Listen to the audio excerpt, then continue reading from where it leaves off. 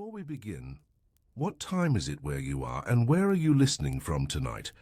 Let us know in the comments, and don't forget to subscribe if you'd like to fall asleep to history, one slow breath at a time. Now close your eyes, let your shoulders sink, and drift back gently to ancient Greece. The air is warm but not heavy. It's the kind of warmth that clings to the edges of marble, the kind that makes shadows blur just a little, like they're melting into the stone. You are standing at the edge of a narrow street in Athens, barefoot. The sun is still rising, low in the sky, and the earth beneath your feet is already dry, cracked, and pale. It smells of dust, ash, and bread that was baked 3 hours ago and is already hard.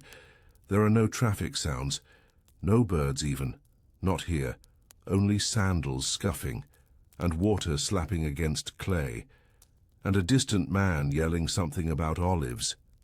You were not born here, but today you live here, and today you're going to learn exactly why you wouldn't last. You begin with a sip of water from a bronze cup. It's tepid, flat, stored in a ceramic jug overnight in a corner of the home where air barely moved. There is no citrus, no sweetener, no luxury, only water. And you drink it because your mouth is dry from the dust, and because you know it might be the last clean thing you taste today. The morning ritual is fast, no bath, and that was yesterday. No fresh linen, the one you wore last week will do. You tie it loosely around you, the folds thick with the smell of smoke and sweat from someone else's fire. Breakfast is simple. If you are poor, which most are, you might eat a barley cake. It's dense, stiff, made from flour so rough, it scrapes your gums when you chew it too fast. You soak it in diluted wine, not because it's pleasant, but because the wine kills what the water won't. The bread softens, and for a few bites, it feels okay, until the dryness comes back. Until the sourness lingers, until your stomach remembers that it is not full, only occupied. You step out into the street. You shield your eyes. The sun is higher now, and Athens is waking up, with all its imperfections. Mud splashed on white walls, goats tied to columns, men relieving themselves in alleyways. You pass. Harry Potter. He offers you figs, dried ones strung together on a line like fish. You take one. Chew. It sticks to your teeth. It's sweet, yes. But more than that, it's chewy in a way that requires commitment. Like the fig is daring you to keep going. You do, because it might be the last sweetness of the day. A few steps later, a woman dumps out the night's waste onto the street. Corner. She waves a cloth at flies, not to stop them, only to delay them. The smell is sharp, fermented, close. You cough. No one else does. They're used to it. You're not. You're a guest here. And in ancient Greece, the guests don't complain. They adjust. Mid-morning, the streets swell with people, bakers shouting from doorways, fishmongers lifting their catch from buckets still sloshing with brine. You pass a man selling boiled chickpeas from a cracked pot. They smell smoky, tempting, but your stomach is still holding on to that fig and sour wine, so you keep walking. A mistake, because now you're hungry, and that smell will follow you. The sun sharpens as it rises. It doesn't glow. It pierces. You find no shade, only narrow corridors where air thickens and stone radiates heat back into your face. Sweat collects at your neck. Your tunic clings. Dust rises with every step, settles inside your nostrils, your throat. You pass a fountain. The water is warm, opaque. A boy is washing his arms in it. His skin has a rash. The water turns cloudy where his hands dip. You keep walking. It's nearly noon and the world is louder. You approach the agora, the central marketplace. It should be thrilling. It is not. It is chaotic. Traders yell in three. Dialects. Coins clink and drop into bowls. A man slaps a goat to make it move. Children cry. A flute plays, but badly. The smell is indescribable. Fish guts. Boiling vinegar. Burned honey cakes. Sweat. A hint of crushed mint, somewhere maybe under it all. You try to breathe through your mouth. But the taste is worse that way, so you breathe less. You pass a stand selling sweet pastries, triangles of wheat dough, fried in animal fat, dusted with ash and dried fruit. You want one, you have no coin, you stare anyway. The vendor stares back, you look away. You walk on. Your feet ache, your skin burns, and now your stomach is angry again. A woman offers you a small cup of fermented milk. You hesitate, it smells like feet. But she smiles, so you accept. It is awful. Sour and chalky with flecks of something you hope is ash. You nod politely. She pats your hand, and now your stomach is uncertain. You find a low wall and sit. You chew on a bit of old olive bark you found. In your sleeve it helps slightly. Afternoon, the city pulses with heat. People nap indoors. You have nowhere to go, so you sit and swat flies and listen to sandals slap past you and wonder if you'll get sunstroke before you get dinner. Evening comes like relief. The shadows lengthen, the streets quiet, the fires begin again. You walk toward the scent of roasted grain. You pass a temple. The priests are eating. Something wrapped in grape leaves filled with salted fish paste. You aren't allowed in, but you stand nearby hoping someone leaves a scrap behind. No one does. You make it to a friend's home. They offer a seat, a cloth, a dish of boiled lentils. There is oil, there is salt, it tastes real. You eat slowly. Because this is as good as it gets, because the night will be long. And sleep is easier on a not empty belly. As the stars begin to appear, and the last figs are wrapped and tucked away, and the air cools just enough to feel like mercy, you lie back on the stone floor, and you think, this was only one day. And still, it was enough to know. You wouldn't last two. It's well past sunset now, but sleep doesn't come, not easily, not here. Not when your skin still hums from the heat of the day. Not when your stomach turns over every half hour like it's trying to bargain with your spine. And not when the city around you refuses to truly go quiet. Because ancient Greece doesn't sleep all at once. It rests in shifts, in breaths. One household snores, another weeps. A pot cracks in a fire that won't die, and someone in the distance is still singing, low, off-key, and entirely without shame. You lie on a thin cloth on a stone floor. No mattress, no pillow, just fabric between you and centuries of footsteps. You curl your knees to your chest. It's the only way to stop your back from cramping. You try to find cool air. There is none. A mosquito whines past your ear. You flinch, slap, miss. The whine returns. You slap again. Still miss. Eventually you stop trying, because ancient Greece will teach you something very quickly. Some discomforts aren't meant to be solved. They're meant to be survived. You doze, but only just. Your dreams flicker with strange colors. Purple figs, yellow flames, black sandals. You wake before dawn. Your mouth is dry. Your eyes sting. Your stomach is tighter than it was yesterday. You sit up. Your back clicks, your knees ache, and it's not even light yet. Someone walks past the home. You hear them muttering. A man. By the sound of his feet. Then another. Then a goat. You think of breakfast. There won't be much. There never is. But your body wants something. Anything. So you rise. Your tunic still smells of fire and fig. Your arms feel bruised, even though they're, till you walk toward the center of town again, barefoot because shoes are for wealth or war, and today you are neither. The streets are still shadowed, but not silent. Vendors begin their daily ritual, unrolling mats, stacking clay cups, shaking out sacks of dried lentils and rock salt. You pass one woman kneeling in front of a fire pit, blowing gently on the coals with a reed. Her eyes are red. Her hands are calloused. She has been doing this every morning. For 22 years, you don't ask, you don't speak, you just move on. Because in ancient Greece, speech before sunup is considered rude. And frankly, you don't have the energy anyway. You find a man selling barley cakes again. This one is warm, barely. You hand over a sliver of coin you found tucked into your tunic's hem.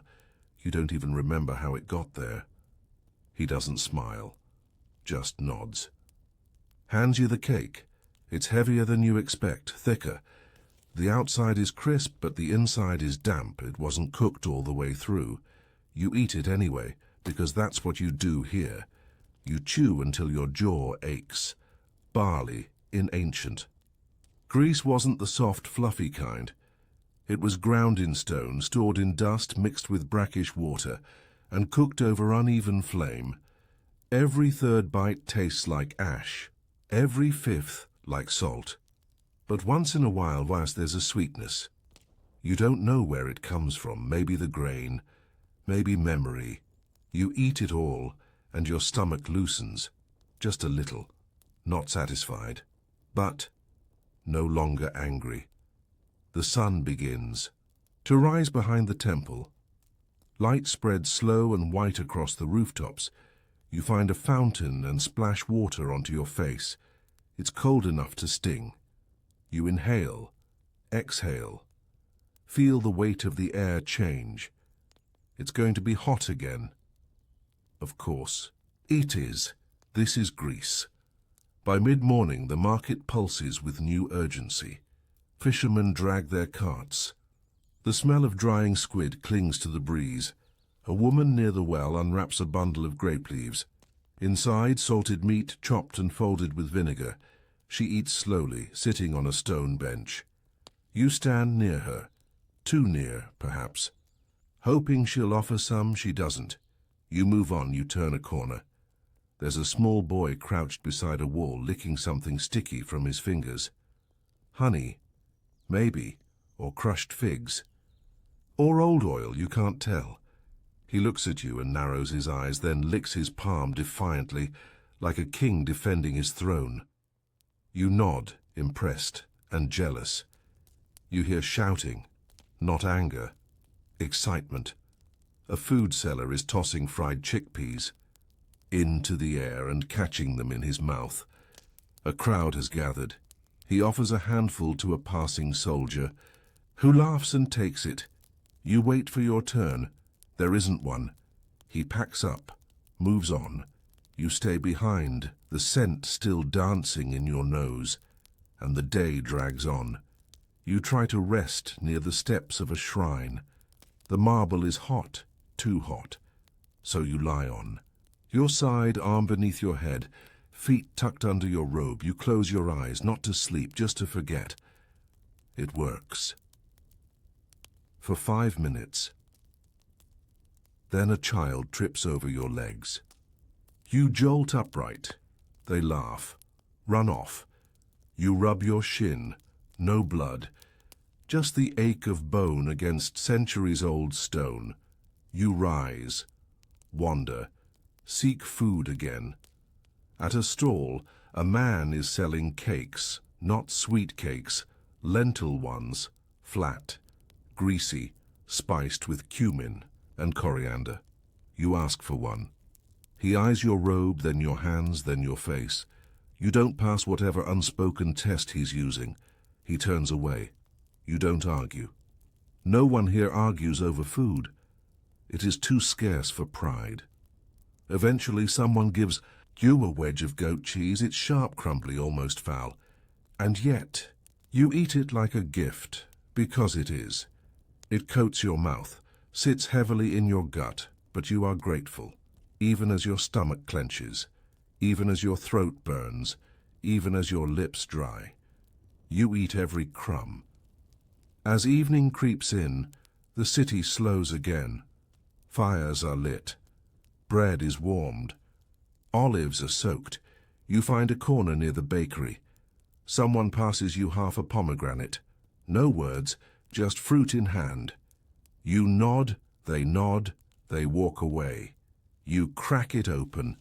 The seeds burst like rain in your mouth, tart, sweet, ancient. You close. Your eyes chew slowly. You forget the smell of fish, forget the taste of dust.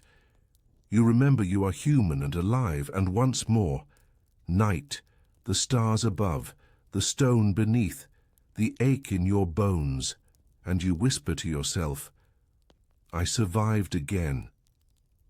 But just barely, and tomorrow? Tomorrow you'll wake up hungry again. You rise before the city does, not out of habit, but because sleep was never yours to keep. The stone beneath you cooled overnight, but not enough. Your back is stiff, your mouth is dry again, as if the wind itself came and took the water from your breath while you slept. You sit up slowly. Your head aches, not like a hammer, more like a string pulled too tight, stretched between your temples. You cough. Once. Twice. Then stop. There's no point. The dust in your throat will return, it always does. Someone walks past you, they don't say good morning. In ancient Greece, people don't speak to strangers at dawn unless they must. Words are weighed heavier when the sun's barely risen. You nod instead.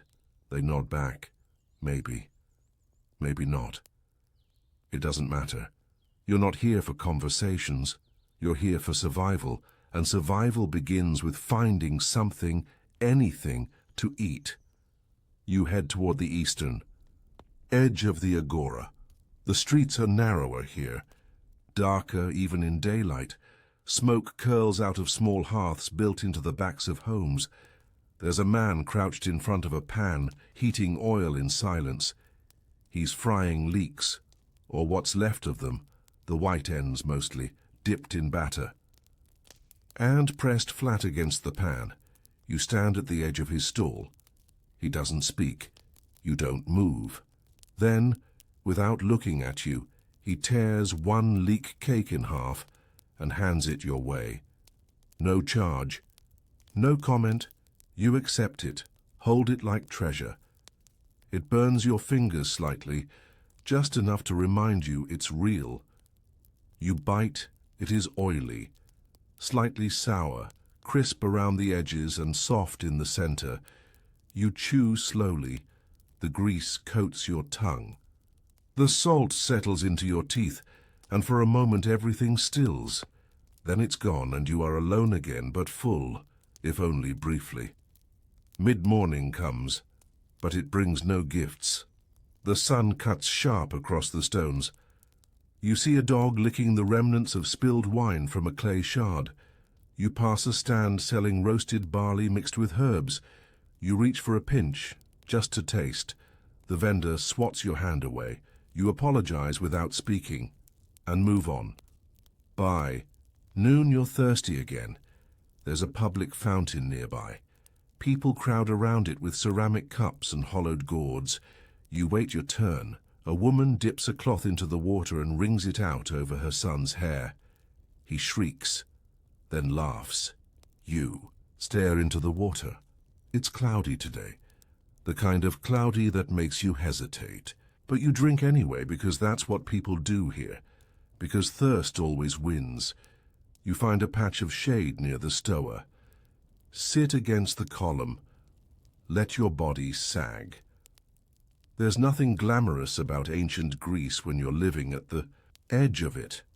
The philosophers talk in circles just a few paces away, but their words are not for you. They eat dates and soft bread while they speak. You do not. You stare at the sky instead. Try to ignore the smell of figs baked into honey. Try to forget the ache in your gut. Try to become part of the stone beneath you, unmoving, unfeeling, unneeded. It doesn't work. You rise before you stiffen. Wander toward the temple district, hoping to catch a festival's leftover crumbs. But there are no festivals today, only priests and flies, and the sound of animals being prepared for sacrifice behind a thick curtain of laurel and smoke. You do not belong here. You turn back. Later. Someone tosses a handful of chestnuts onto the street by mistake. They scatter. Roll. You lunge. Catch one before it hits the gutter. It's warm. Roasted. You bite into it. Sweet. Soft. Like nothing else you've had all week. A small boy tries to steal it from your hand. You hide it quickly. He spits at your feet and runs off. You don't blame him. You would have done the same. Evening now. You follow the scent of something stronger than usual. Garlic, onions, wine. You trace it to a small tavern near the harbour wall. The men inside laugh too loudly. Their robes are stained.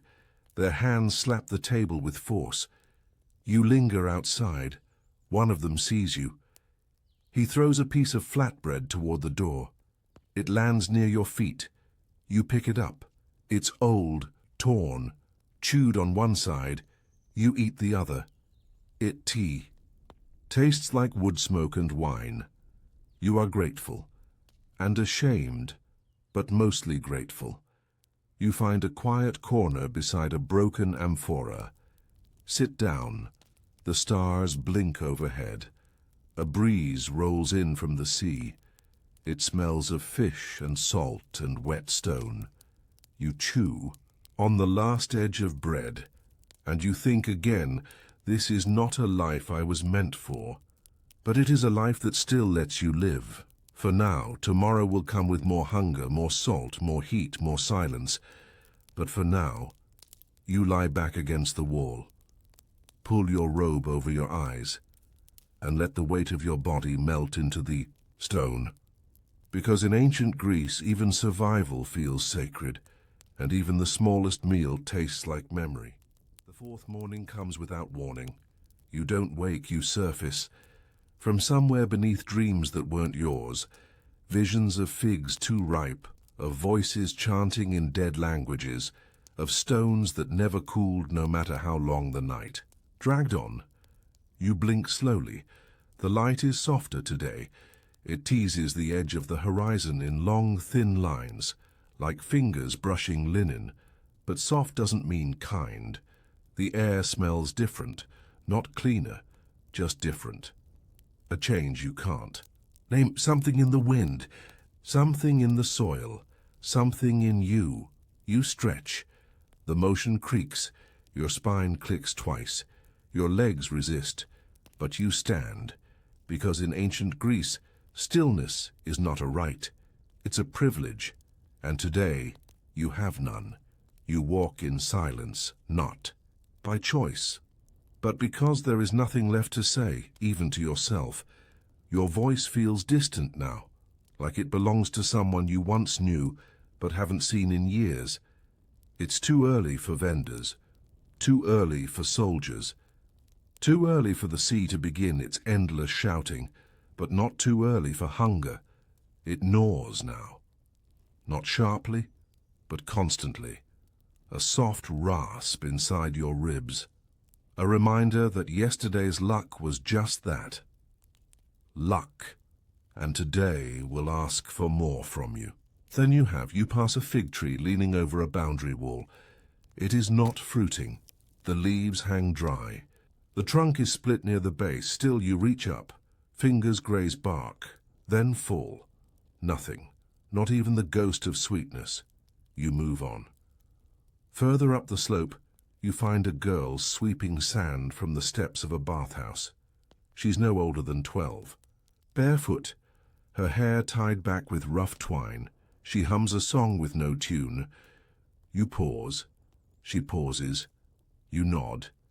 She stares. then goes back to sweeping.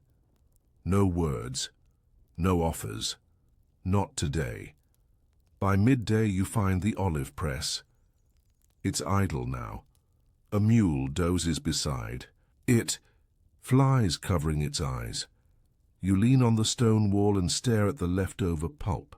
It's bitter, sludgy, green-black like bruised skin, but edible, barely. You take a pinch, put it in your mouth, and chew.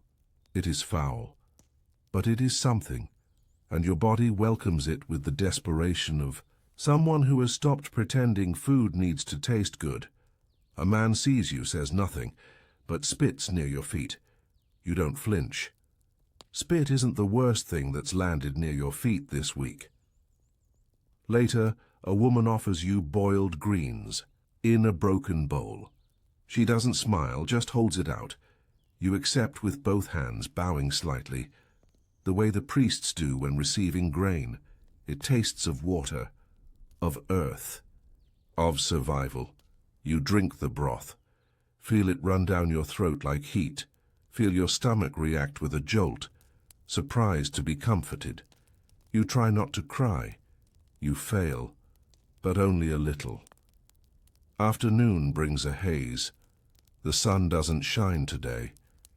It presses, like weight, like judgment. You find shade in the shadow of a temple. You're not allowed inside, but the shadow is public, and the stones there are cooler than the ones on the street. You sit, back against a pillar, watching birds argue over crumbs, watching children pick through trash for pottery shards, watching time unfold without apology. A group of men nearby begin reciting poetry, loud, fluent, drunk. You don't know the words. But the rhythm is familiar. It sounds like prayer or grief or both.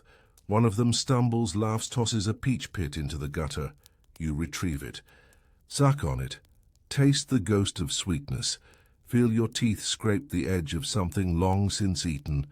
And still, you feel full for the first time in hours. Evening again. You return to the fountain. Today, the water is clear. You fill a clay cup. Someone left behind.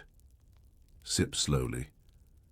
You count the swallows. 1, 2, 3. You stop. Save the rest. You've learned by now, always save something.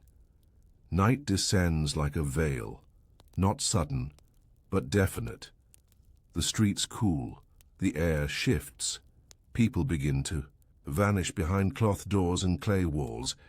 You find your usual corner. Tuck your robe beneath you. Lie down. Face the stars. One falls. You don't wish. Wishes are for those who forget where they are. You remember. Your eyes close. Your breath slows. Your bones soften into the stone. And as the night deepens, you whisper. The same words you've whispered every night since you arrived. I made it again, but only just.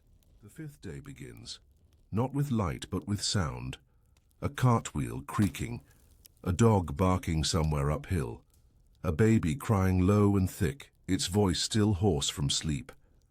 Your eyes don't open right away. They flutter, shift, then surrender. Your ears wake before your body. Then your shoulders. Then your fingers. Your legs take the longest, stiff from how you curled them, cold from being exposed. Still you rise, because you must. This morning is colder than the others. You can feel it before you even move. The sky has turned grey, not with rain, just mood. Even the pigeons seem quieter. They huddle under archways, fluffed and watchful. You shiver once. Rub your arms, breathe into your hands, and then you walk. There's no breakfast waiting for you, but you already knew that. Breakfast isn't a ritual here. It's a rumor, a hope. A morning meal, if you're lucky, is leftover bread dipped in vinegar.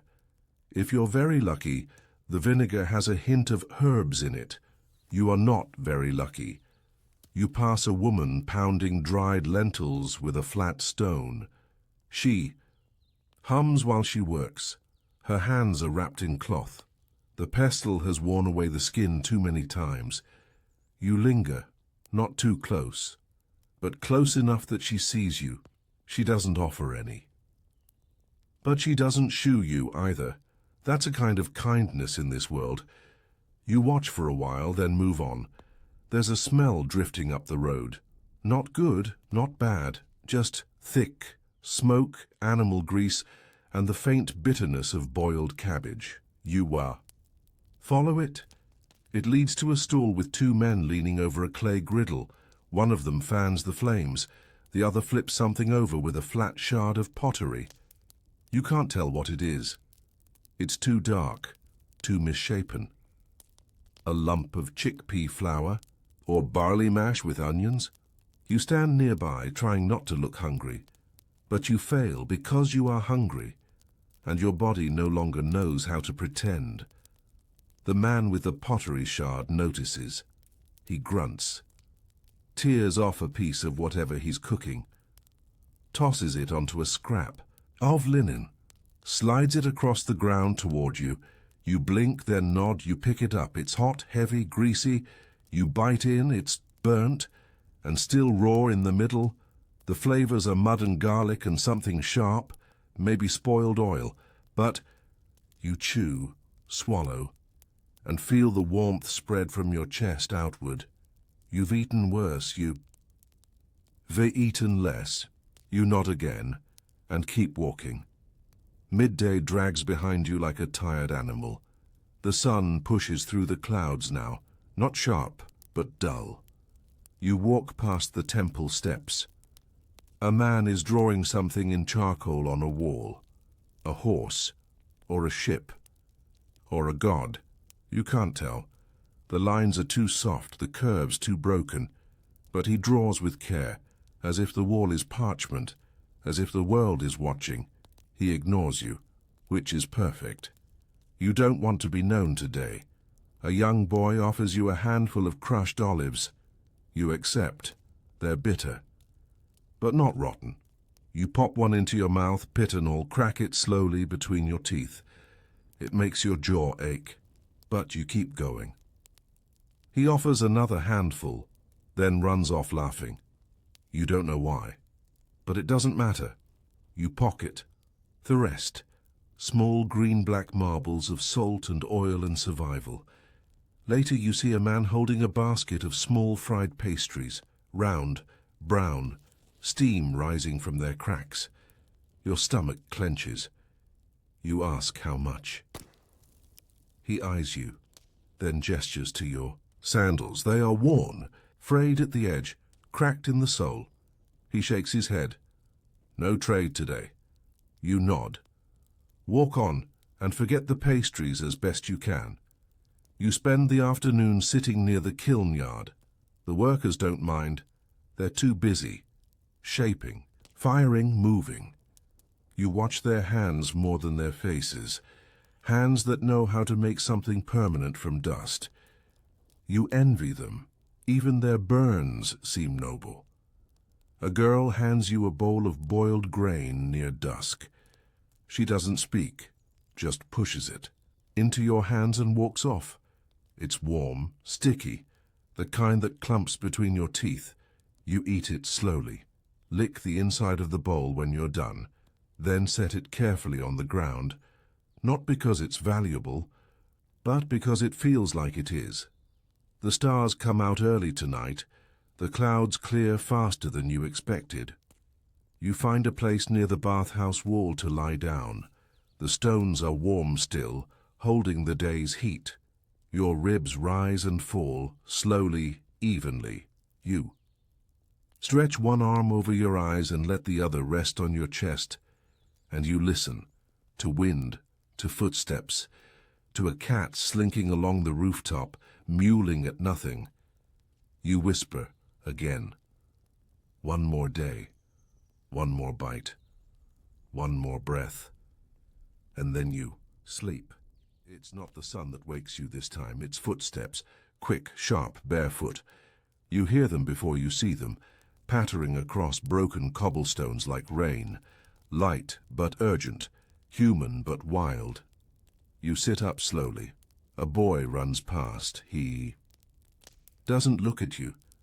Just a blur of limbs, dust, and breathless laughter. You don't chase, you only watch because you remember. Once, maybe, you ran like that too. The morning smells of wet ashes. Somewhere nearby, a tavern fire has just died. You can smell the faint bitterness of it in the breeze. Burned wine, soaked wood, scorched oil. You rise, your legs tremble slightly, you're not sick, you're not weak, you're just empty again. And so you walk, because that's what mornings are for. Not joy. Not hope, just walking, from shadow to shadow, from scent to scent, from memory to muscle. The agora is quieter than usual. Vendors are slow to unpack today. Perhaps they're tired. Perhaps they're mourning. You don't ask, you never ask. But the air carries it, a weight that isn't yours yet still settles on your shoulders. There's a woman sweeping the floor in front of a wine shop. She pauses, looks at you, then nods toward a wooden cup on the steps. You nod back. Take the cup, it's half full. Watered wine. Sour, faintly herbal. You sip. You don't smile, but your shoulders drop, just slightly. It's enough. You place the cup down again when you're done. She doesn't speak. She doesn't need to. You pass a column with words carved into it. You trace them with your fingers, not to read, and you cannot read, but to feel. The grooves are deep, worn, sacred somehow. You wonder if the people who carved them still breathe. Probably not, but the stone remembers them. You envy that. There's a boy balancing grapes on his palm, not a full bunch, just the loose ones. He tosses one into his mouth, another at a pigeon, then another rolls toward your feet. You hesitate. He shrugs, a small gesture, like tossing a pebble into the sea. You pick up the grape, soft, dusty. You pop it into your mouth. Sweetness explodes across your tongue. Real sweetness, not imagined. You let the skin sit between your teeth, then swallow it whole. You don't say thank you, but you nod. The boy is already gone. A goat passes, bells tied loosely around its neck. It stops to sniff a cracked basket on the ground. You do the same inside, a smear of cheese, dried, crusted. You scrape a little with your fingernail, press it to your tongue. Salt, fat, memory, even spoiled food remembers what it once was. You reach. The harbour wall by mid-morning. The sea stretches before you and flat and uncaring. Gulls wheel overhead. A fisherman washes his hands. In a barrel. You sit, you don't ask, he doesn't offer. But he drops a fish head near your feet. You stare at it, too much bone, too little flesh. But the eyes are still intact. You wait until he's gone. Then you pick it up. Crack the socket with a pebble. Scoop the jelly with your thumb. It's disgusting. You eat it anyway. You rinse your hand in a puddle. Watch the fish oil bloom across the surface, then move on. Afternoon comes like a sigh, not heavy. Not sharp, just slow. The heat climbs, but there's a breeze today, enough to carry smells from the bread ovens. You follow it. Even knowing you won't get any, you follow it anyway. A girl is folding fig leaves into triangles. Inside each, barley paste, nuts, maybe a whisper of honey. You watch, she doesn't notice you, or maybe she does and doesn't care. You sit, not close, just near enough to pretend you belong to the moment.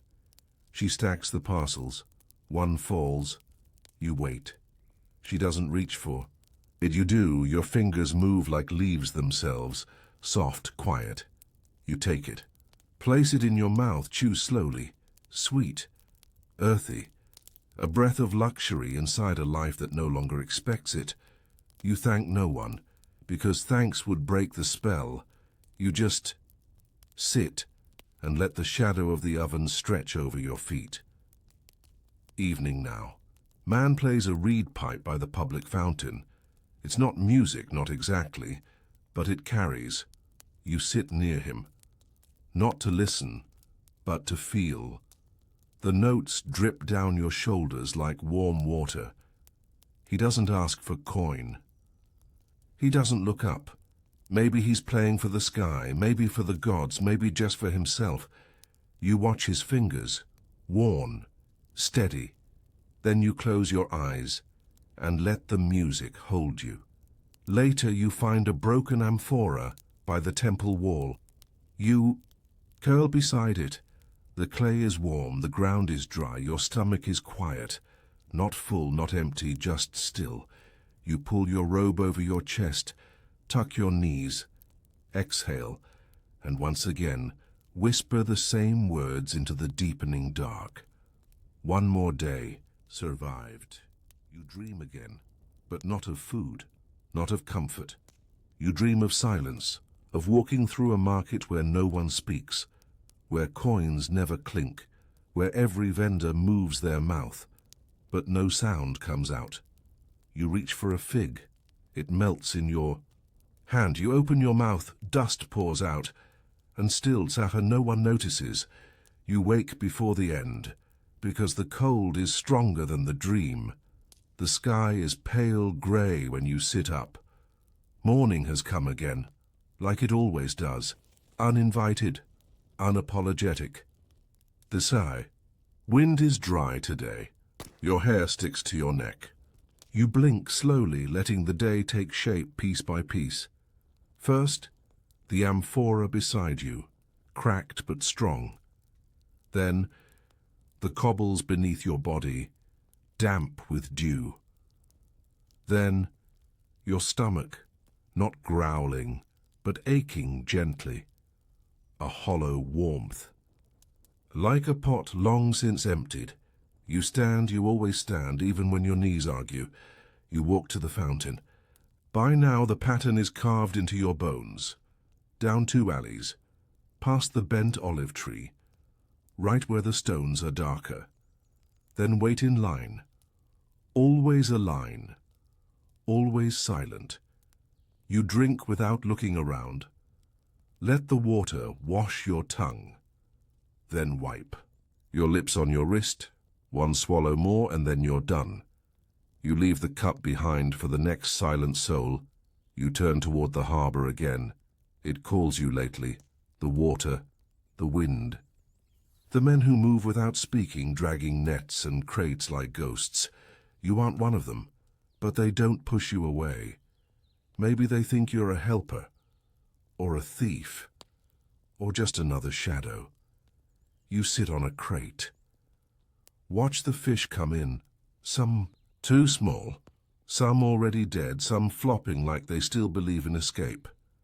You don't ask for any, but a man tosses a scale toward you, not a fish, just a scale, silver, soft, useless. It glints in the sun, you pocket it. No reason, just because it shimmered. You walk back toward the market.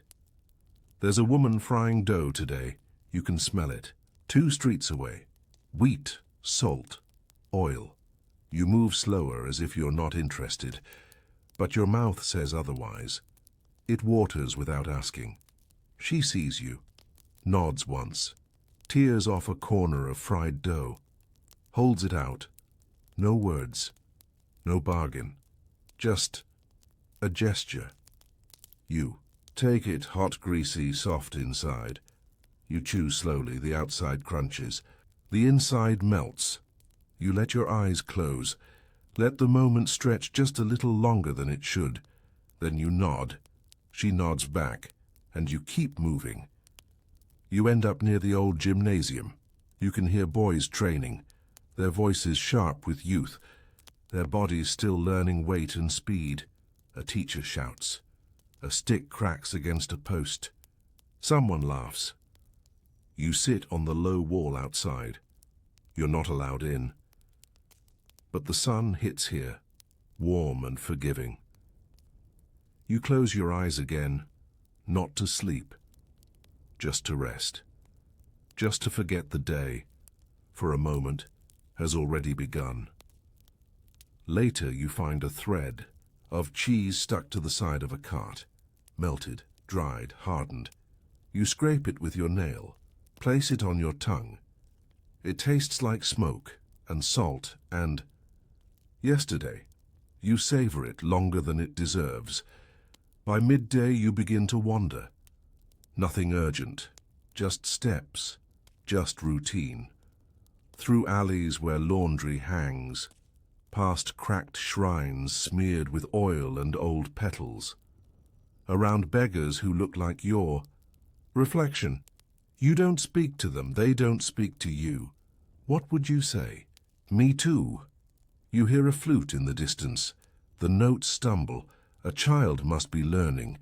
You follow the sound, not because you want to, but because it's different. And in ancient Greece, different is rare. You find the boy beneath a fig tree, playing to no one. He sees you, stops, then starts again. You sit in the dust. He plays a broken melody. You eat the last olive from your pocket. It has gone soft, but the salt is still there. You let the music and the olive share the same moment, and for a breath it almost feels like peace. Afternoon burns away slowly, like oil in a lamp sputtering. You walk back toward the temple walls. The stones hold heat. You press your palms against them. Let the warmth climb into your fingers. A woman walks by carrying a bundle of herbs. Thyme, oregano, bay. The scent brushes past your face like a memory. You remember your mother, or someone who might have been your mother. Hands that smelled like green things and smoke. You close your eyes, breathe it in, then let it go. By evening the lamps are lit, not many. Just a few. One here, one there. Enough to show you the cracks in the world, but never enough to fix them. You curl near a merchant's stall, long since closed. The cloth roof still flaps above you. You listen to it like a lullaby. Your fingers brush the ground. You find a seed, a single sesame. You place it in your mouth, bite it softly. It gives nothing, but you pretend it does. You wrap your robe tighter. Pull your knees in. Let the night take you.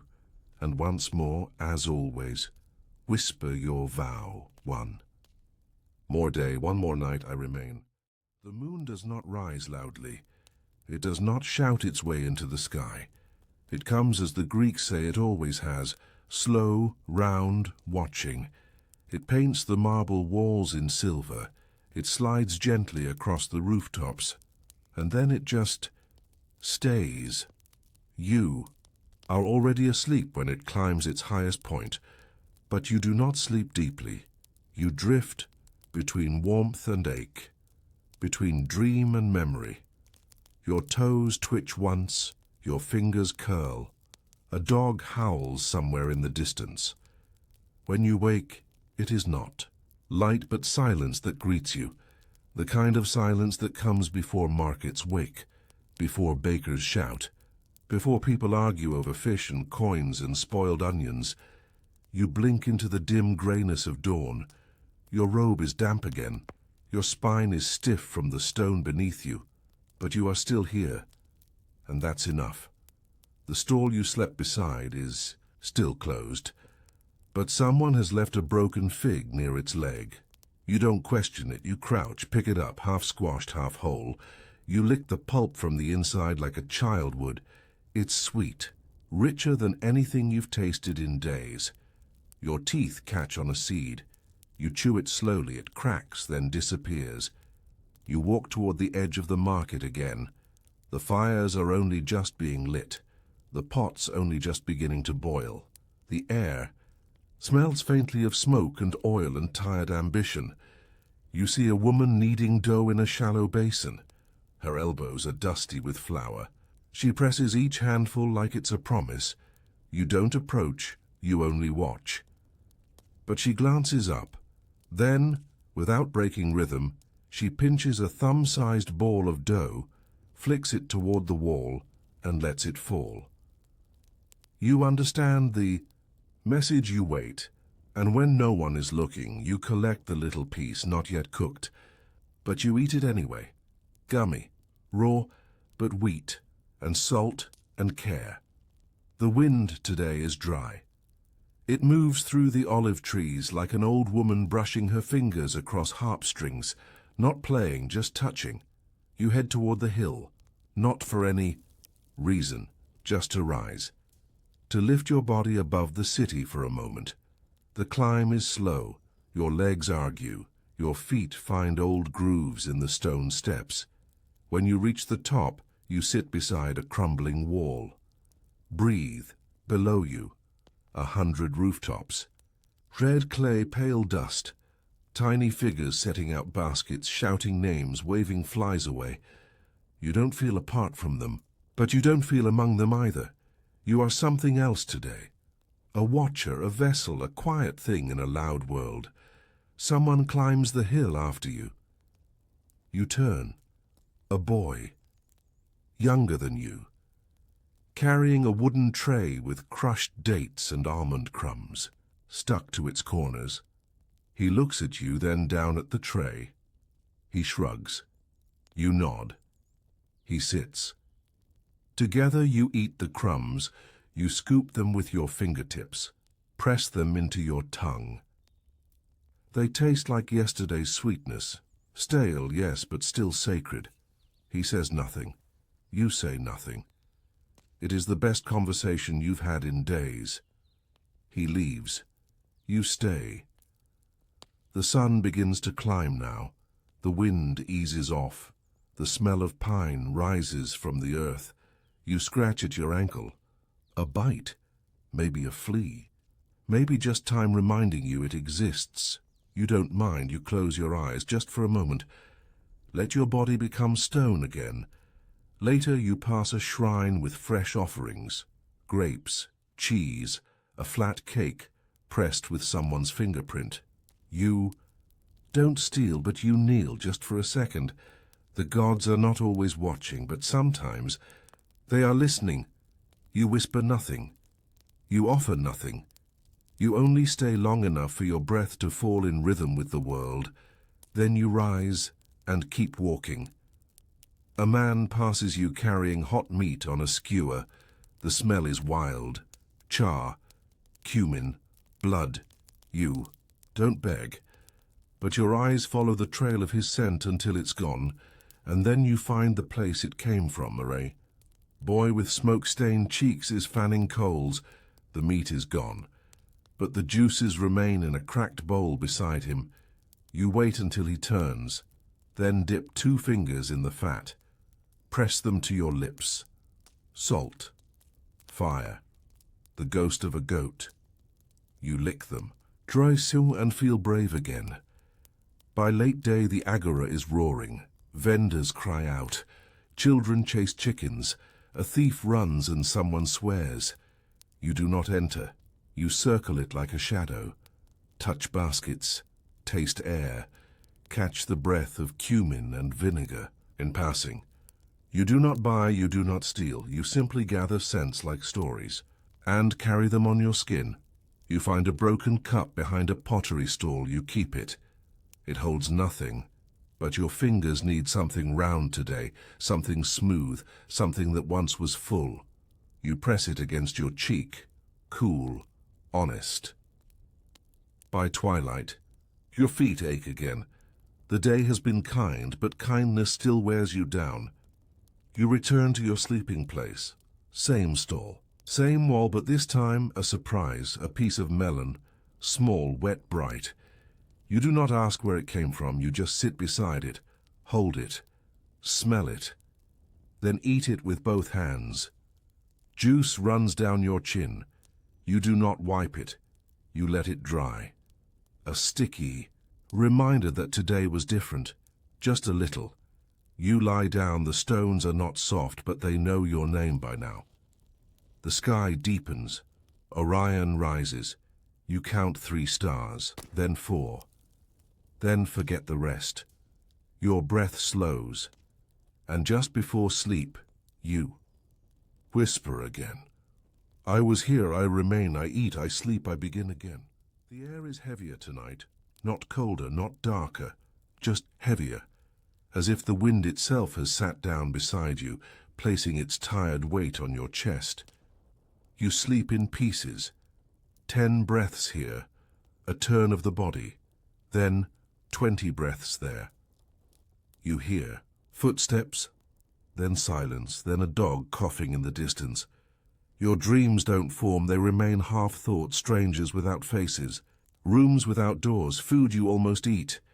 When morning finally rises, it doesn't pour in, it creeps, soft light licking the rim of the rooftops. The first sound is a broom, dry bristles dragging across stone, a woman clearing yesterday's dust. Just to make room for today's, you sit up slowly. The stall beside you is still closed, but a cat watches you from beneath it. One green eye, one torn ear. You blink at it. It blinks back. You nod. And that's enough. You stretch, bones crack. You press your palms into your thighs, grounding yourself into the day. You rise, still tired, still aching, but still here. You walk the same way again. Fountain, corner shrine. The cracked path where weeds grow between the stones. You wash your hands in the cold water. The surface shivers. A coin lies at the bottom, green with age. You don't take it. It's not for you.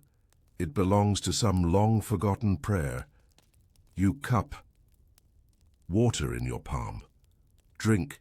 Your stomach tenses, waiting for the familiar burn of emptiness. But today, it feels quieter, not full, but not begging. You place your hand on your belly, whisper, not yet. You walk toward the kilns. The potters are already awake. Their voices hum like bees. You watch one woman slap clay into shape with the heel of her palm.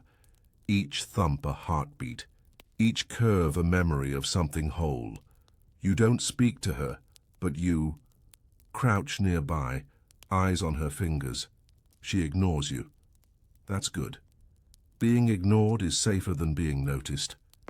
A boy nearby paints a pattern into a half-finished plate. Black lines, curves, shapes that might be waves or snakes or gods. You lean closer. He doesn't flinch. You watch his brush dance. The bristles are short. He's chewed the handle. You wonder how many hours he's sat like this, how many plates he's painted that will be broken in a month, or a week, or tomorrow.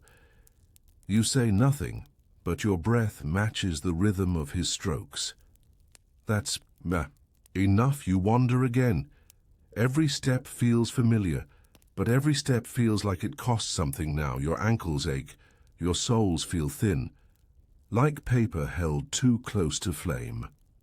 You sit on a ledge by the butcher's wall. Close your eyes. Let the wind find you. It smells like iron today. Blood. And rosemary. You don't ask for scraps. You just breathe. That's something too.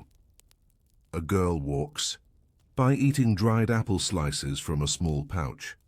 She sees you. Pauses. You don't meet her eyes. She waits, then tosses one toward your feet. It lands in the dust. She walks away. You pick it up, brush it gently, place it on your tongue. The sweetness is faint, but honest. You chew slowly, gratefully, without a sound. Later you find a gathering by the steps of the Stoa. 2 men arguing, one old, one younger. They speak of taxes, or fish, or maybe war. You can't tell. You just listen, let their words wash over you like music, not because of what they mean, but because they are human, sharp, loud, full of color. You sit beside a pillar. The stone is warm from the sun. You close your eyes again. Let the shouts become rhythm. Let the world turn without you, just for a little while.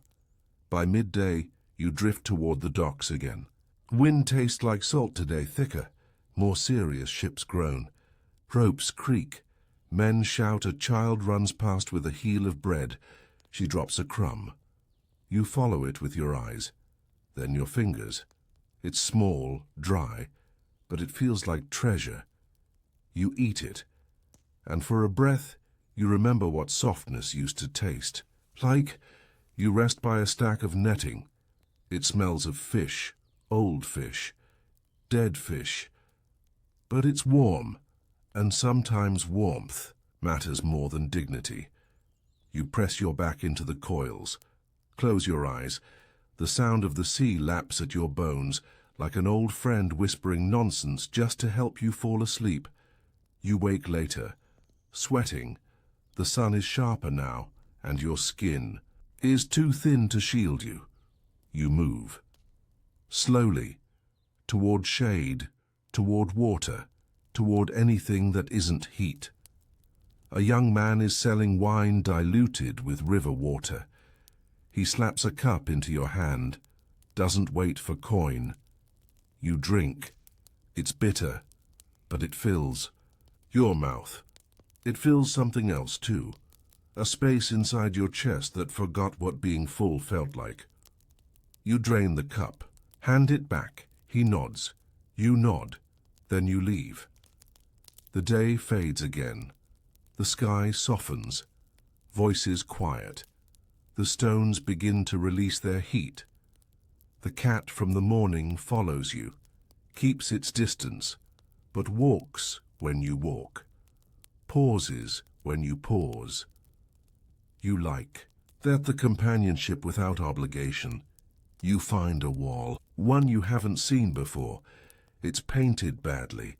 Figures drawn in charcoal, a man with a fish, a woman with wings, a dog taller than a house. You trace the lines with your fingers. Someone cared enough to draw these, and someone else cared enough not to wash them away. That matters. That counts for something. You sit beneath the wall. The cat curls near your toes. You share your heat. You share your silence. You do not speak to it. It does not purr, but you both know the rules. Stay quiet. Stay low. Stay here. When night comes, it comes without warning. No trumpet, no curtain. Just a slow unraveling of light, and 1,000 tiny stars peeking through the blanket of dark. You don't count them tonight. You've done that before. You've named them. Lost them, missed them. Tonight you just let them be, just like you. You lie back, stone beneath your shoulder blades, the wall at your side, the cat still near your feet. Your fingers brush your lips, sticky with old apple. Your chest rises, falls, and once more you whisper the same tired spell. One more day, one more night, one more breath. The cat is gone by morning. No sound, no farewell. Just a patch of flattened dust where it slept. You sit up slowly. Your back aches. Your neck stiffens. Your hands are dry from stone and sleep. Still you're grateful. Your robe still clings to your body, though it smells like sweat and old days. But you're warm. You're breathing. You're still here. You pat the ground where the cat had been, as if to thank the earth for letting something soft visit for a little while. Then you rise, because that's what the living do. They rise, even when it hurts. Today the wind carries a different sound and laughter. Children, sharp, messy, alive. You follow it, not because you want to laugh, but because you want to remember how it sounded. You find them in a crooked street, a narrow lane between two homes with windows like watching eyes. They chase each other with wooden sticks, pretending to be warriors, or gods, or monsters. One boy carries a piece of flatbread in his belt like a sword. Another wears a cabbage leaf like a helmet. They scream names you don't know, then stop when they see you. You smile, One girl squints, then tosses a pebble at your feet. It's round worn smooth by the sea. You nod. She grins, and the game resumes. You walk away slowly, the pebble still in your hand. It means nothing, but it feels like something. And in this world, even imagined meaning is worth keeping. By the fountain, you find a coin, half buried, blackened, barely shaped, but a coin. You turn it over in your palm. There's no face on it anymore. No letters you can read, only weight. You press it to your lips, not in prayer, just instinct. Then you drop it back in the water. Let someone else find it next. Let the cycle continue. You drink. The water is cold today. It shocks your throat. Wakes.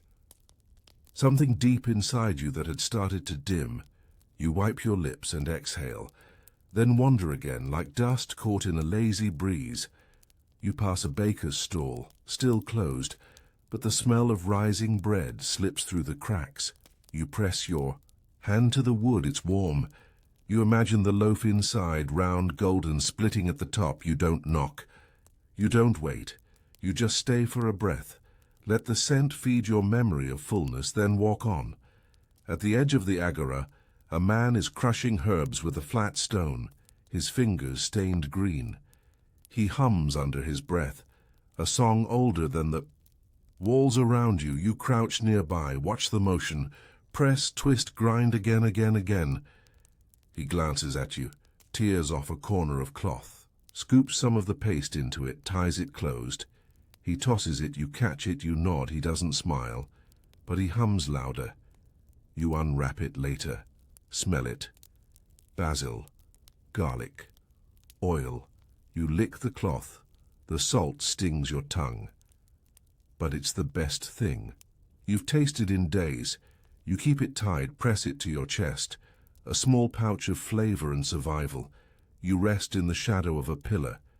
Your shadow blends with those of a dozen others, old men arguing, young boys trading pebbles, women balancing baskets of cheese on their hips. You are no one. You are everyone. You are the crack in the marble, the breath between syllables, the watcher. You don't belong, but you're not unwelcome. That's the balance here. At midday, a man plays a lyre. His strings are worn. His voice cracked, but the tune is steady. He sings of the sea, of lost suns, of cold nights. No one pays him, but no one silences him either. You sit nearby. Let the song nest in your ears. You chew a dried olive from your pocket. Soft, bitter, familiar. You hum along with the last note, and it almost feels like you are part of the song. By the harbor, nets hang like ribs from wooden poles. Fish twitch on the planks. A boy sharpens a hook with a stone. He nods to you. You nod back. He holds out a piece of dried squid. You hesitate, then take it. Chew slowly. It tastes like the bottom of the sea, like ink, like metal. You eat every stringy shred and lick your fingers after. He says nothing, you say nothing, but when you leave, he tosses you another piece. For later, you tuck it in your robe.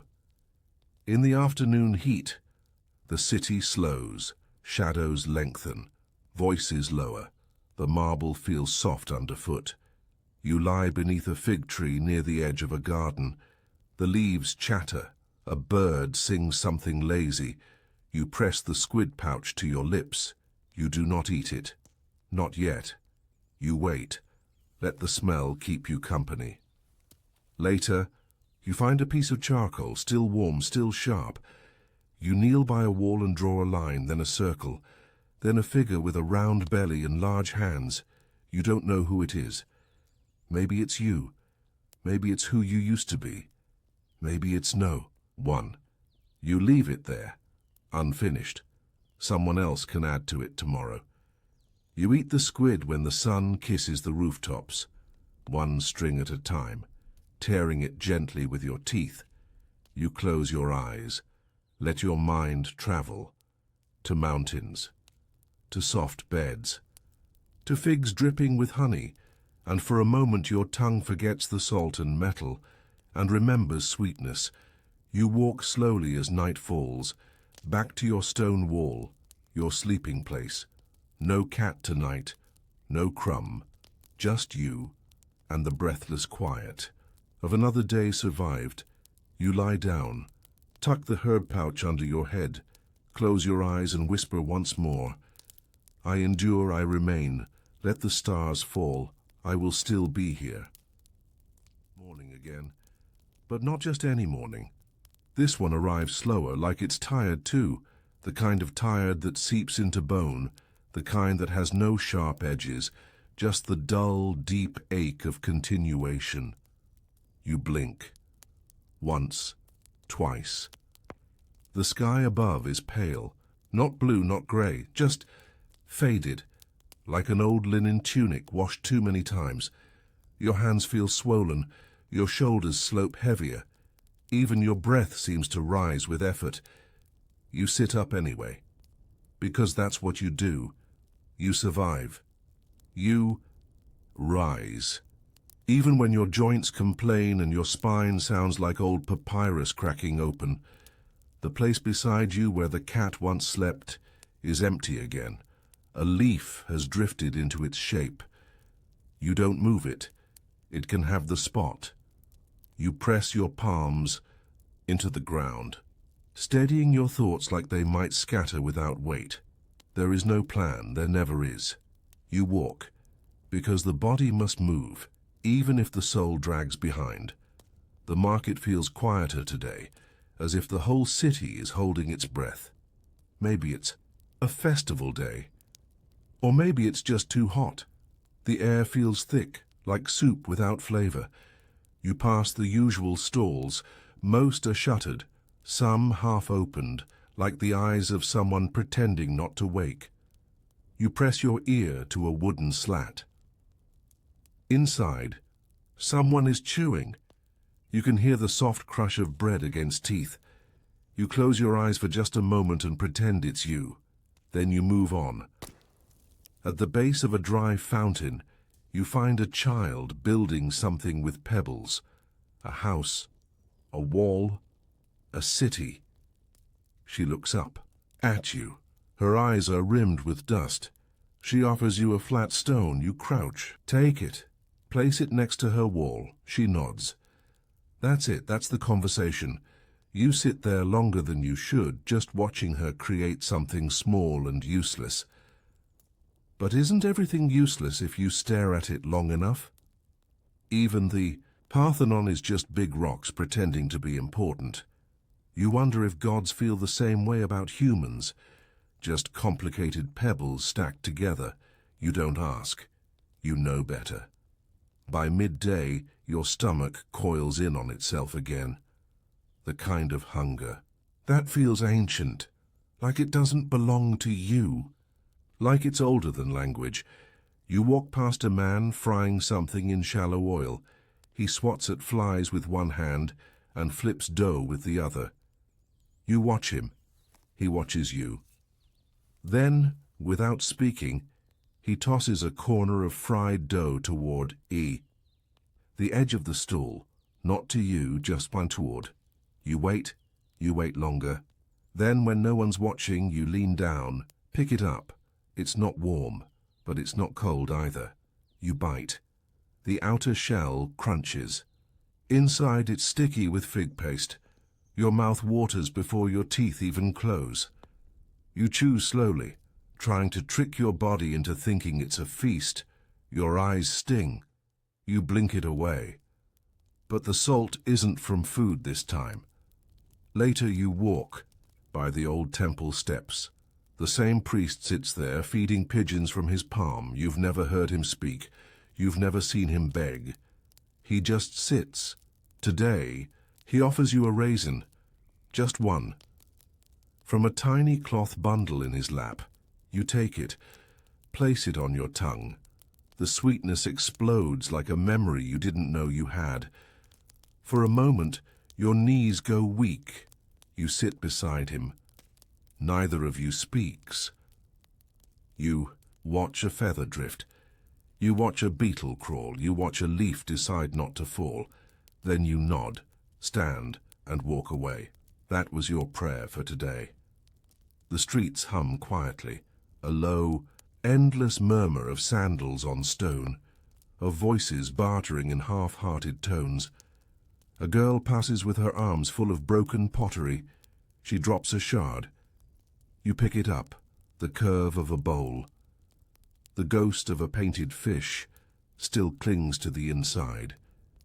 You trace it with your thumb, then leave it at the foot of a pillar. Tiny offering to no one. You wander to the edge of town, beyond the market, beyond the homes, to where wild grasses reclaim the ground and goats chew like philosophers. You sit on a rock. The sun stretches out above you like a tired god laying down for a nap. Everything feels quieter here, as if the world forgot you, and somehow that feels like a gift.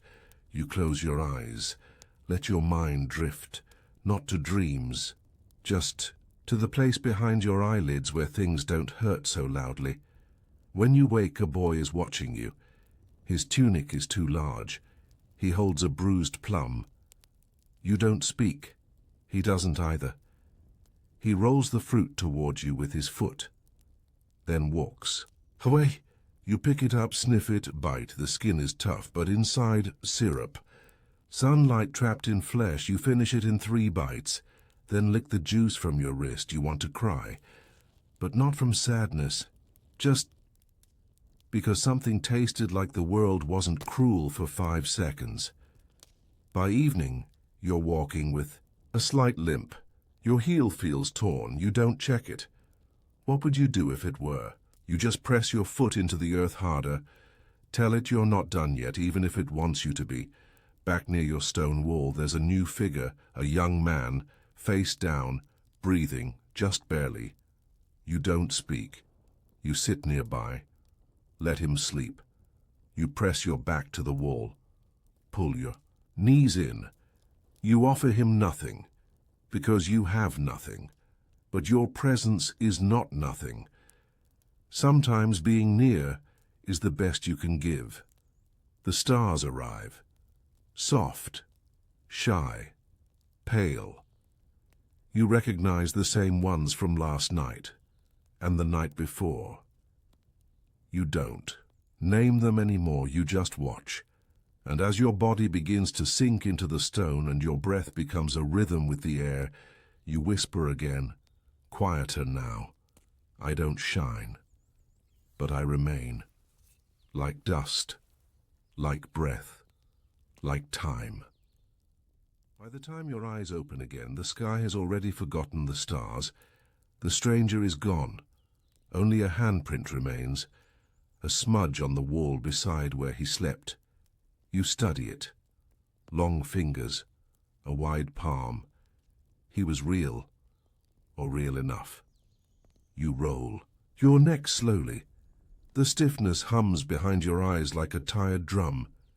You're not sure how long you've slept, but it doesn't feel like enough. It never feels like enough.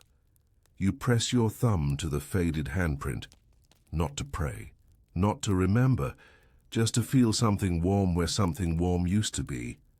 Then you rise, your knees crack like kindling.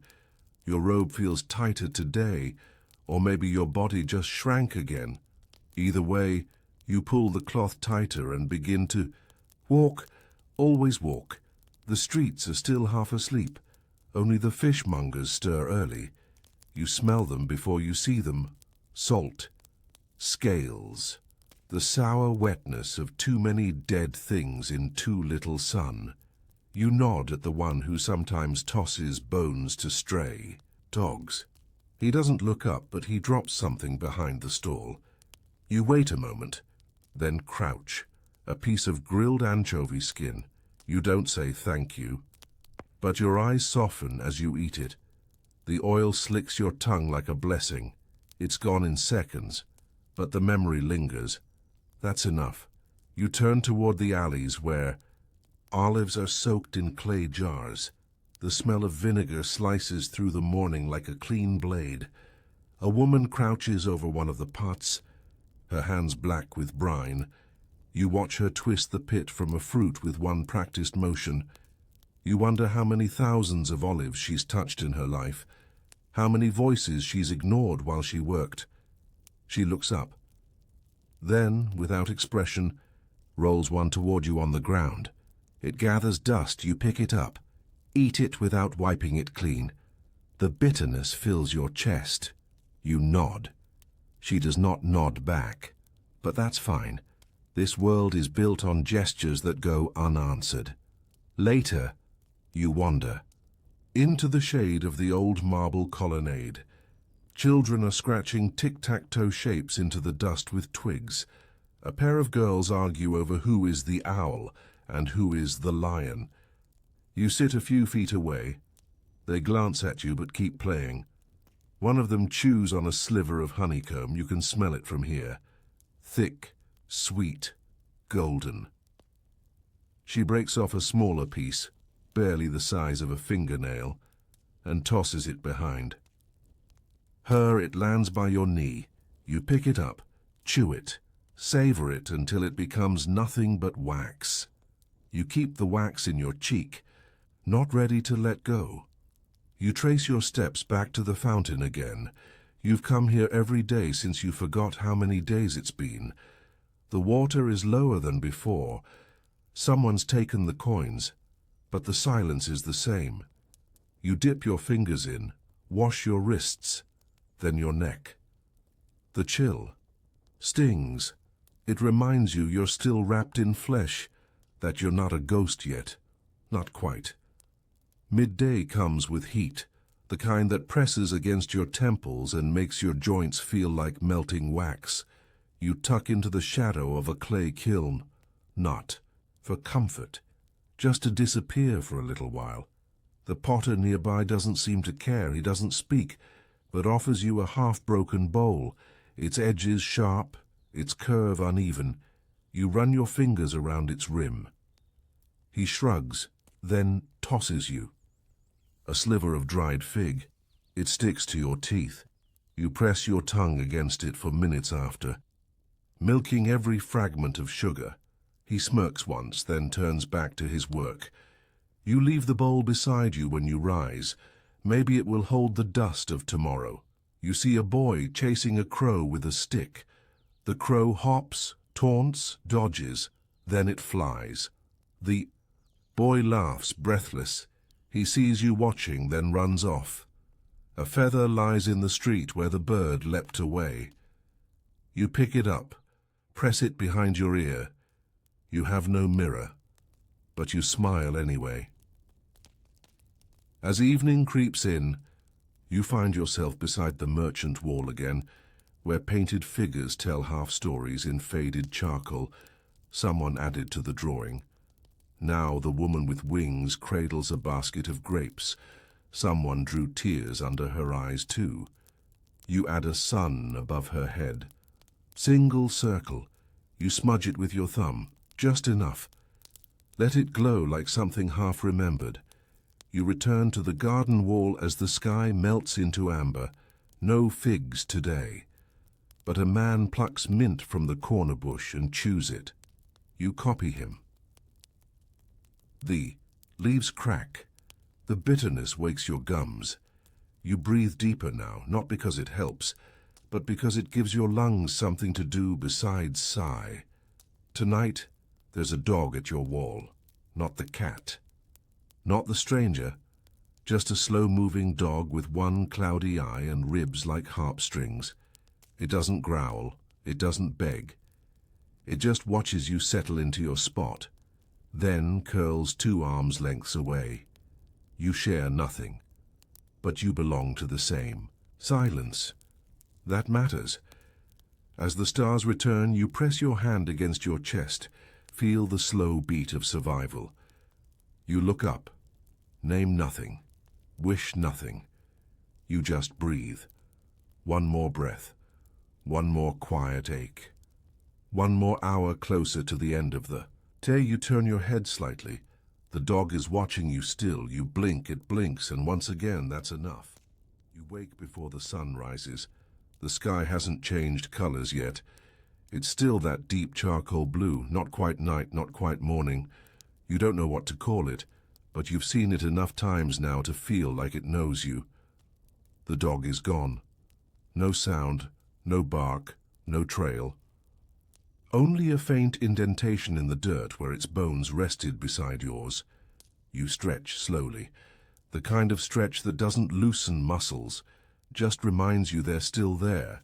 Your hip clicks, your shoulder sighs. You press your palm flat against the earth and sit upright. For a long moment you don't move, just breathe. The kind of breath that feels like the only thing you truly own. When you finally stand, the world is hushed. Not silent, never silent, but reverent. The stones beneath your feet are cool. The air still clings to night. Somewhere in the distance, a bird considers singing and then changes its mind. You start walking, because that's what you do, because the day doesn't wait for people like you. Today, you wander to the edge of the olive grove, not for food. The olives are not ripe. They hang in small, bitter clusters, tight as fists, but the trees offer shade, and shade is its own kind of feast. You sit beneath one. Its bark is gnarled like the hands of an old potter. You run your fingers along the knots and grooves. A small cicada clicks into song, hidden somewhere above you. Its voice is ancient, buzzing with stories no one listens to anymore. You listen anyway. You always do. Later, you find a cracked water jar beneath a fig tree. Someone has abandoned it. The neck is broken, jagged, but inside rainwater has gathered, just a shallow mouthful. You crouch, dip your hand, lift the water slowly to your lips. It tastes of earth and sky and whatever tree ghosts watched it fall. You drink anyway, then tip the jar sideways, letting the last few drops fall into your palm. You rub them on your face. It isn't washing, it's remembering. A little past midday, you walk by the steps of a public bath. The stone is warm now, hot almost.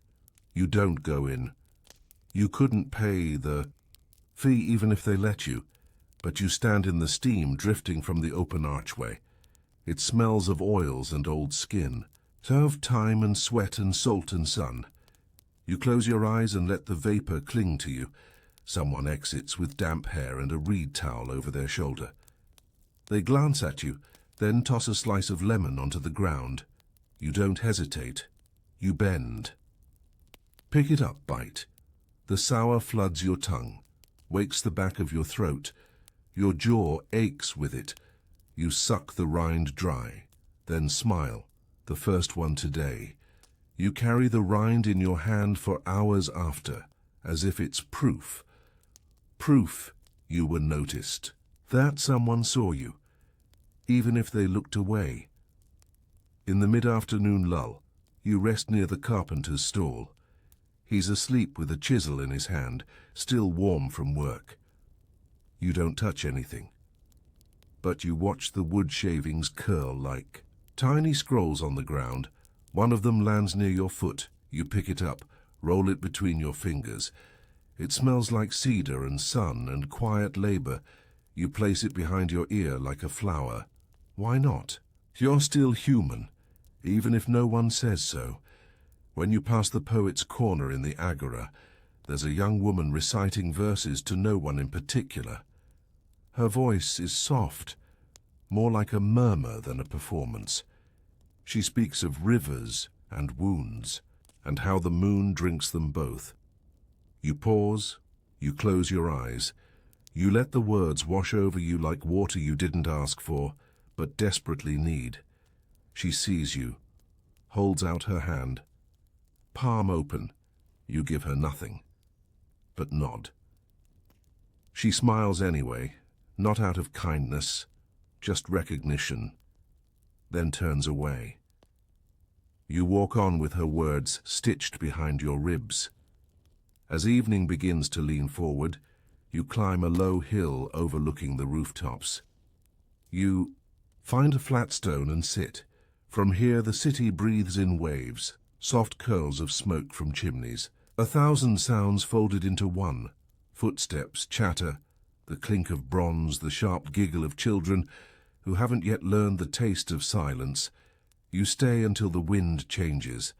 It brings with it the scent of sesame, someone baking. In the distance, you follow it back down the hill, back to the edge of the market, back to the world you don't quite belong to, but haven't yet been removed from. The baker's boy, the one with the limp, notices you from the back door. He disappears, then reappears with a heel of barley bread in his fist.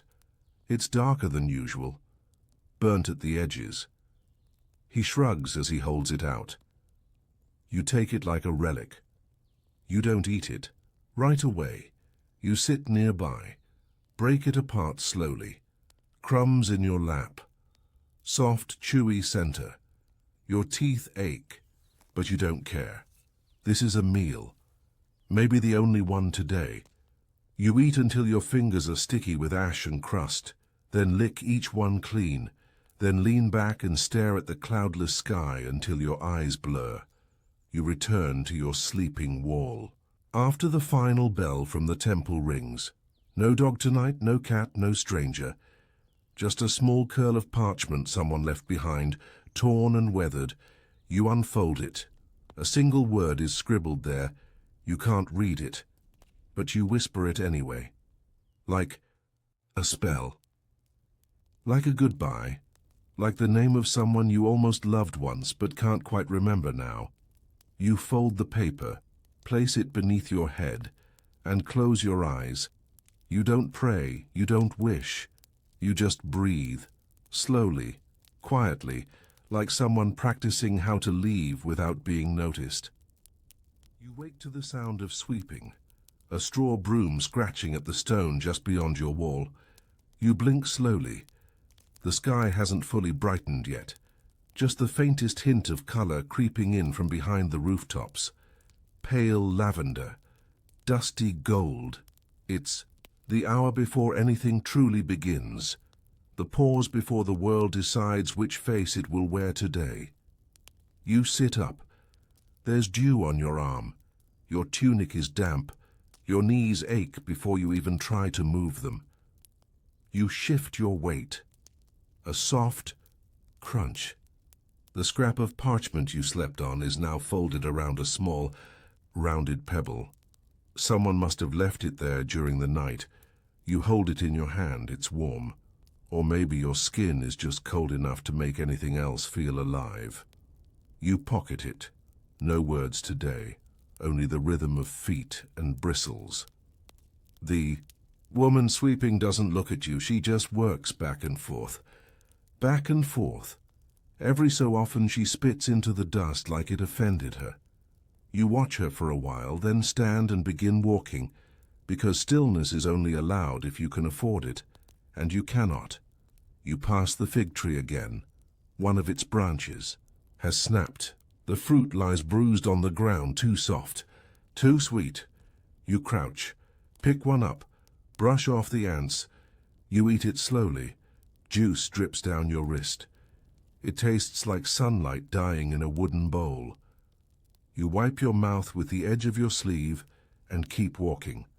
The agora is busier this morning. Someone shouts about prices. Someone else pretends to listen. You don't bother approaching the stalls. You know what hunger feels like and what rejection tastes like. So instead, you make a loop around the edges, where the shade is gentler and the shadows don't ask questions. A child drops a boiled chickpea from her bowl. It bounces once, then rolls to your foot. She stares at you. Big eyes. No expression. You pick it up. Eat it. She doesn't flinch. You nod. She nods, then returns to her meal. It's a kingdom of crumbs, but it's hers. Around noon, you find a fountain.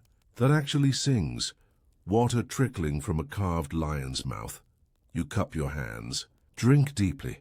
It stings your teeth so cold. You wash your face, your arms, the back of your neck. A man nearby laughs. Washing like that won't make you pretty, he says. You don't respond. He doesn't expect you to.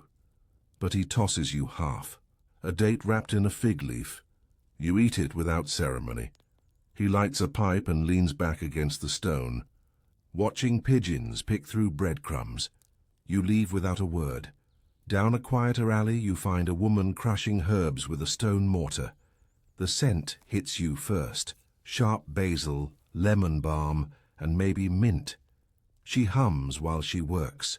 You sit, a few feet away, pretending to look at something else. She glances up once, then drops a leaf onto the ground near her foot. You crawl over and pick it up. Chew it. The bitterness blooms behind your eyes. But your chest feels clearer. Your thoughts sharper. You exhale through your nose, like someone waking from a long underwater dream. She keeps humming. You nod in rhythm, then leave. You pause in the temple shade again. Not for belief. Not anymore. Just for the columns. Their cool silence. Their patience. You press your hand to one of them. The stone is older than memory. You wonder what it's seen, who leaned here before you. What hopes their backs carried. You whisper nothing. Not because you have no prayer, but because you've given enough. Let the stone carry someone else today. By late afternoon, your feet begin to hurt in a new way. Not the ache of walking. You're used to that. But a hot, stinging pulse beneath the heel. You stop in a narrow corridor and sit. Remove your sandal. A blister has burst. You stare at it, as if, maybe by looking, it'll feel better. It doesn't. You rip a strip from your sleeve and wrap your foot tight, but not too tight. You lean back against the wall and breathe in the scent of garlic from a nearby window. You don't speak, even to yourself. You're tired of hearing your own voice in your head. You listen to the garlic instead. It says wait, it says survive, it says tomorrow might still be yours. Evening brings more people to the streets. Couples walk arm in arm. Children chase shadows. Vendors call out the last of their wares. You do not join them, but you watch. And in watching, you feel less invisible. A woman with a crooked braid sells sesame cakes. You can smell the honey even before she looks your way. Lifts one, then breaks it in half. She eats the larger piece, the smaller she places on a flat stone. You wait until she turns away before you walk over. You eat it slowly. The seeds stick between your teeth. But it tastes like a memory you didn't. I know you missed. At the corner where the stonemason sings, someone is playing a flute. The tune is clumsy, untrained. But it's music. And in this city, music is rare and holy. You sit on the edge of the curb and close your eyes. You let the notes stumble over your skin. You pretend they are prayers from the air itself. Someone sits beside you. You don't open your eyes, they don't speak. You sit together, wordless until the music ends. Then both of you rise and walk away. Different directions, same silence. As the final hour of the day yawns wide, you return to your stone wall. You've walked miles in a circle, seen everything and nothing. Your foot throbs. Your back is damp with sweat. You lie down. The sky above is purple now. Not royal purple, not godlike, just tired lavender, like a bruise healing in slow motion. A breeze curls around your ankles. You close your eyes. You feel something shift. Beneath your back, you reach and find the smooth pebble from this morning. You grip it, hold it to your chest. You sleep. You wake to voices, low murmuring, the kind that slip through cracks before the sun can follow. The air is still, thicker now, the kind of stillness that wraps itself around your ribs and whispers, "Don't move yet." You lie there, eyes half open, your fingers still curled around the pebble, slick now with sweat. The voices grow louder. Two women are carrying jugs past your wall, balanced on their hips like sleeping children. One is humming. The other curses under her breath as her sandal strap snaps. They don't see you, they never do. They pass, and with them, the morning begins. You sit up slowly. Your spine feels like stacked coins, brittle, uneven. The ground is warm already. The city is ahead, stretching its limbs, yawning smoke into the sky. You rise, you don't say a word, you don't need to. There's no one listening. There never is. Today smells like boiled lentils and old bread. You follow your nose until you reach the alley behind the communal bakery. Few others are already there, slouched against the wall, eyes empty but mouths half smiling. Someone's eating from a broken bowl, a thick lentil paste, greyish and slow. He glances up, then gestures to a clay chip with 2 bites left. You nod, sit. He passes it without ceremony. You eat. No words, just warmth. It sits heavy in your stomach, but that's good. He coughs once, then returns to his bowl. You scratch your knee absently and feel your skin flake beneath your fingers. Later you find yourself near the dye works. The air stinks of vinegar and crushed snails. Purple liquid stains the gutters. A boy dips wool into a vat and lifts it high, watching. The color bleed down, you stare, he grins at you. Want to touch it? He asks. You do. You reach forward. Your fingertips brush the wet wool. It's warm, almost pulsing. It leaves a streak across your hand, like wine that forgot how to be festive. He nods. You nod back, then keep walking with violet fingers that smell like rot and royalty. You pass a narrow doorway with cracked tiles underfoot. An old man leans against the frame, sharpening a blade with slow, sweeping strokes. He doesn't look up, but he speaks. Dull things still cut. Just not what you expect. You pause, not sure if he means the knife or you. You smile anyway. He doesn't. You leave him there, still rasping metal against stone, still chasing the edge of something invisible. At midday, the heat falls like punishment. The stones radiate exhaustion. Your sandals slap dryly as you move from shade to shade, your mouth parched and your thoughts clinging to images of water. You find a small basin in the courtyard of a silent home. No one around. You cup your hands. Drink. Twice. It tastes like moss and thyme, but it's enough. As you wander past the healer's corner, you see a girl with a basket of leaves and wormwood. Hyssop. She plucks a few and tucks them beneath her tongue. She notices you staring. She holds one out. You hesitate, then accept it. Chew. The taste is awful, but your stomach stops growling for a while.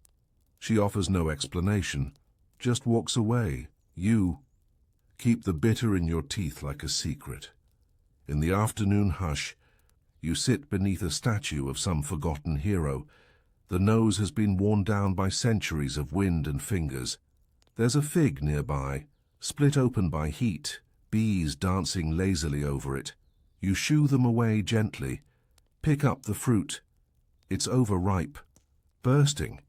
You eat it slowly, juice on your chin. You wipe it with your sleeve. A bee returns, lands on your wrist. You let it rest. It doesn't sting, it just pauses, then lifts off again. You watch it go. Toward dusk, you visit the edge of the city, where the fields begin, golden and unending. The sun sets behind you. You feel it on the back of your neck, soft and wide like a mother's hand. A shepherd walks by, crook over his shoulder. He nods once, you nod back. He doesn't stop, but drops a date into your palm as he passes. It's warm from his pocket. You eat it, then suck the pit clean. You keep it, because everything you own must be small, and nothing should be wasted. You return to the central square. It's quieter now. The marketplace has emptied. The dust has settled. You walk past the poet's wall.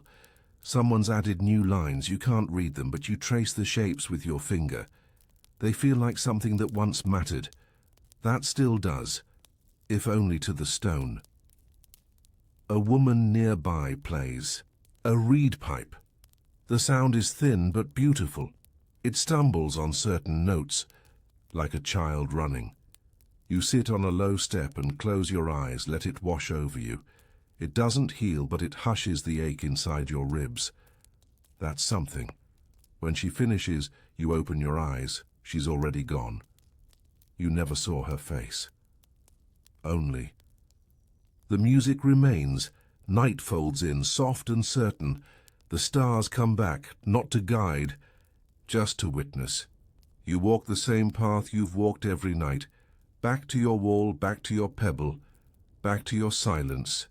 You sit, then lie down. The stone is cool beneath your back. Your fingers still smell faintly of fig and dye. You hold the pebble to your chest. It's lighter now. Or maybe you're heavier. Either way, it fits in your palm like it was always meant to be there. You close your eyes, not to sleep, but to rest within the shape of the day. You didn't conquer anything. You didn't win, but you lived. In fragments, in footsteps, in silence, and in a place like this, that's more than enough. Good night.